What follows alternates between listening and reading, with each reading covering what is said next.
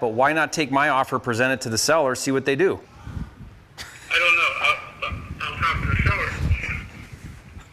Welcome to another video in this Watch Me Make Offers live video series here on the channel, where you get to look over my shoulder and watch me make offers on distressed real estate properties. And this deal on today's video is a probate house that is listed for sale in Riverside, California. Now, I do a lot of on-market deals where real estate agents are involved, and every now and then I can't get the agent to cooperate with me, and this is one of those agents. If you'd like to see how to not take no for an answer, this video is for you. Get ready to watch me make an offer to a difficult real estate agent coming up.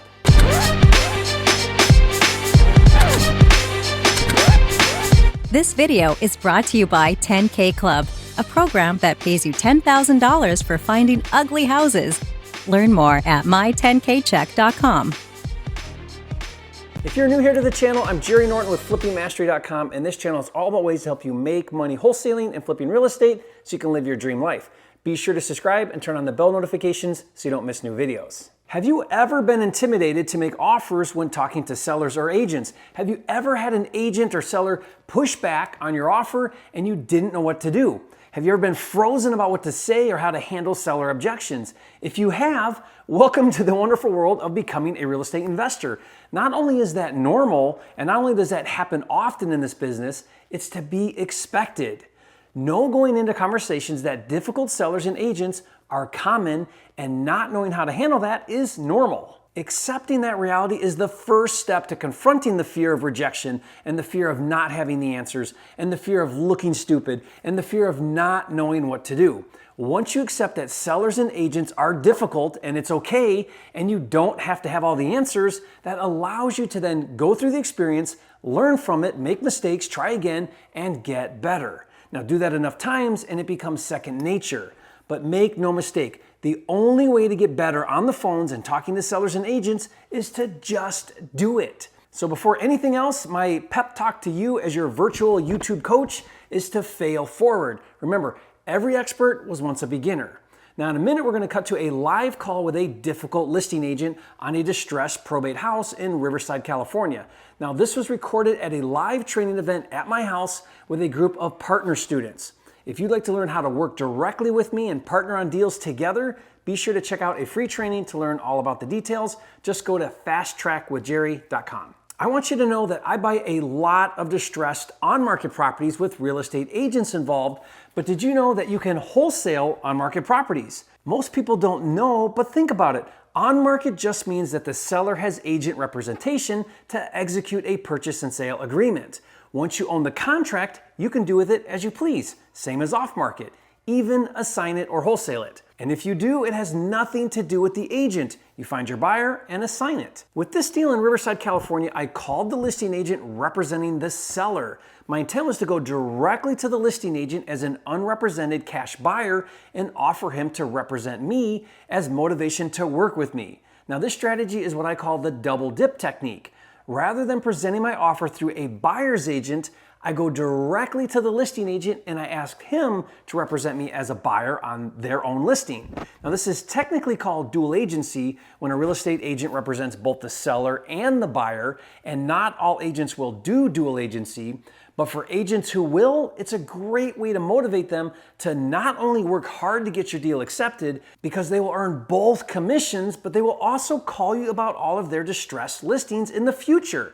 Now, if my double dip strategy is not crystal clear, then I want you to watch a video where I explain it and I break it down in greater detail. I'll put a link to that video in the description below and you can watch it later. For now, just understand that I called the listing agent about his own listing to make an all cash offer. And keep in mind, the property was underpriced at $280,000, meaning it came out for sale below what local active cash buyers are willing to pay for it. How do I know this? Two reasons. The agent told me he had several offers at or over asking price, and two, when I comped the property and looked at what the after repair value was for the neighborhood, fixed up the home will sell in the 400s. So let's cut to the call with the agent, and whenever I call an agent about their listing, after introducing myself as a cash buyer, I like to lead in by asking, what can you tell me about the property? Now, my hope with asking this question is that the agent will give me information to help me make a more informed decision. Take a listen. So what's the story on this one? How come it hasn't sold? It's priced right. I put it on the market about 6 weeks ago, just before this virus thing hit. So is that scaring everybody away? No, I put it on the market. I had about 20 offers on it. I don't have anybody look at it, except I have an open house from 11 to 1. And anybody that wants to make an offer has to come and register with me, so I don't have any blind offers. I know they've seen the house, right? Yeah. So I had about, 15 or 20 people are going to show up. All of a sudden the tenant goes, hey, how are you going to protect me against this virus? And so I had to cancel the open house. Also, the courts got shut down because of the probate. Oh, this is a probate? It's a probate, yes. Is it been through probate? Like, is it ready to sell? No, it's ready to sell. They're authorized to sell it. Okay. On probate, we have an offer, we open an escrow, then the attorney has to notify all the heirs, and they have 30 days to respond to that. And then he has to get the judge to sign the final papers. Are you waiting now for an open house before you can accept an offer? Is that what you're doing? No, here's what I'm trying to do. Okay. I had to put everybody on hold. Uh-huh. And then when the attorney says, hey, I think they're going to start opening the courts, I think it's May 17th or something. So I figure it's going to be like a 45 to 60 day escrow. But you don't want to accept an offer until you know that you can start that process? No, we can't start that process till I accept an offer and open an escrow, and then we have a valid escrow. The attorney can send out that letter. Why don't you accept an offer then? Well, here's the problem. I can't get anybody in to see the house. And why do you have to see it? Like, I don't need to see it. I've seen enough. I know, some people do. So here's what happened. I had these 20 offers, most of them, I had low-ball offers. I had offers more than asking price. Yeah. Some of them said, well, if I can't see the house, I don't want to see it. I don't want to do the offer. If I have to take it with the tenants in place, I don't want to do the offer. So I dropped down to about 5 offers. Okay. And I was getting ready to open escrow with one, and the guy changed his mind and says, no, I don't want the tenants. So I put it back on the market today just to see what type of interest there is. I'm getting a lot of calls. So let me review what we learned so far. We learned that this was a probate and that he has to accept an offer, open escrow, which means start the process of closing the property with the title company, and then following the legal probate process, it will take approximately 45 to 60 days to close. We learned that initially there were 20 interested buyers and he decided to do an open house so everyone could see the property at the same time. Now that's actually really smart, especially since there is a tenant. Imagine trying to get 20 different people in the property at different times with a tenant living there. However, before the open house, COVID happened and he canceled the open house, which meant that only 5 investors were still interested in buying the property sight unseen. So then he accepted one of those offers, but due to the tenant occupying the property, the buyer ended up backing out because he didn't want to buy it and inherit the tenant. Now, I learned all of that in 2 minutes simply by asking the question, what's going on with the property? And notice how I wasn't afraid to ask questions. Not only did I ask questions to try and understand, I actually challenged his way of doing things. I asked him, why don't you accept an offer? Now, just because an agent is doing this or that doesn't mean he necessarily has to or should do it that way. So ask questions and try to understand why they're doing what they're doing. And remember, agents are just as unpredictable and irrational as private sellers. So when his buyer backed out, he took it off market and then he put it back on market, which is when it caught our attention and the reason for calling to make an offer. Now, I've been doing this long enough to know that when a property is listed for sale at or below its current as-is market value, it's going to get a lot of attention from local active investors. That means if I'm going to have any prayer of getting this deal, I need to act fast and I need the agent to catch the sense of urgency so that we can get my offer presented and accepted by the seller before other offers come in. Time is of the essence, and because I gathered the right information, I know that the 2 reasons why this property isn't already under contract is because you can't do a site visit with COVID and you would have to buy the property with a tenant living in the home. Now take a listen to how I address getting my offer submitted ASAP and how I address these 2 issues.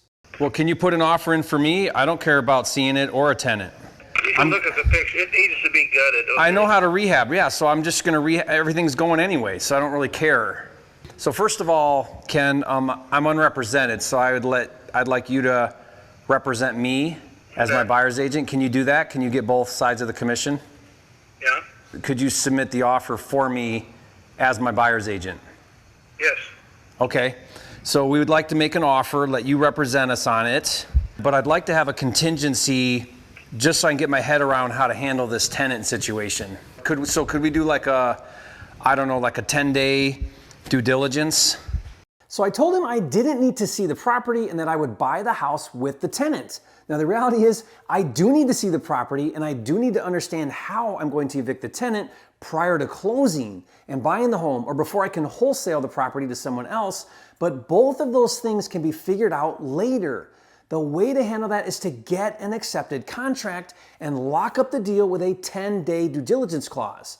Then after I get the contract secured, I'll deal with getting access to the property and figuring out the tenant issue. So let me pause a minute and share one of my main acquisition strategies when wholesaling and flipping houses that I talk about often on my videos, and that is to do the least amount of work possible to get a contract, and then after getting the contract, do a full analysis. This saves you countless hours working on deals that never go anywhere. For example, imagine if I were to wait and go see this property like all the other investors. Now I'm competing with 20 other investors.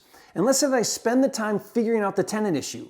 I could potentially spend hours on this one lead just to make an informed offer and not get the deal because someone else got the deal out from under me or someone else overpaid. And trust me, there is always someone else who will overpay. Spending a lot of time on due diligence before getting a contract is not always a good use of time. Instead, I'm going to do minimal due diligence with a 10-day due diligence clause, and then once I have the contract, I'll work on overcoming these other issues. Now, if I find out something that makes it so my contract price doesn't work, I'll renegotiate or terminate the contract. Now, watch as I try to get this agent to make an offer to the seller for me. And what would you recommend we come in at an offer at? Like what'll get it done?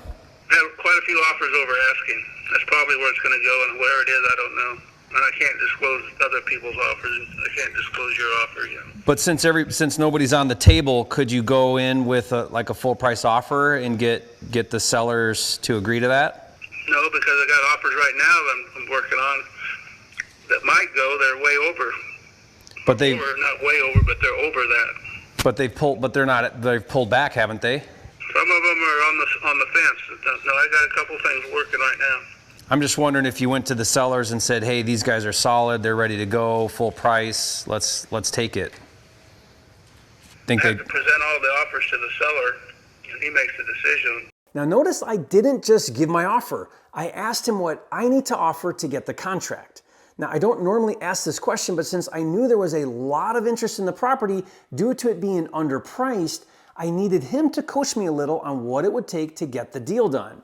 Now he responded by saying, "I'm not going to tell you," which is fine. So then I asked him to present a full price offer to the seller, and this is where this deal went in the wrong direction.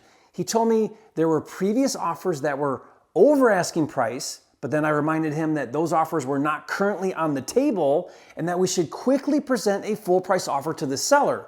But he didn't want to do that. He wants to give everyone time to submit offers. So at this point, I could just throw in the towel, but I don't give up that easily. Now watch again as I try again, but this time at a higher price. Can you give me an idea where I need to be though? 290 to 300 probably. I have one over 300. Over 300. I think he's backed out. I'm not sure yet. Yeah, that's what I mean. Like if we can go in with the seller, do a $5,000 deposit, give me a few days of some kind of contingency. Okay, so I asked him again where I need to be. Now remember, the first time I asked him where I needed to be with my offer, he wouldn't answer. This time he said 290 to 300. Remember, it's listed for 280.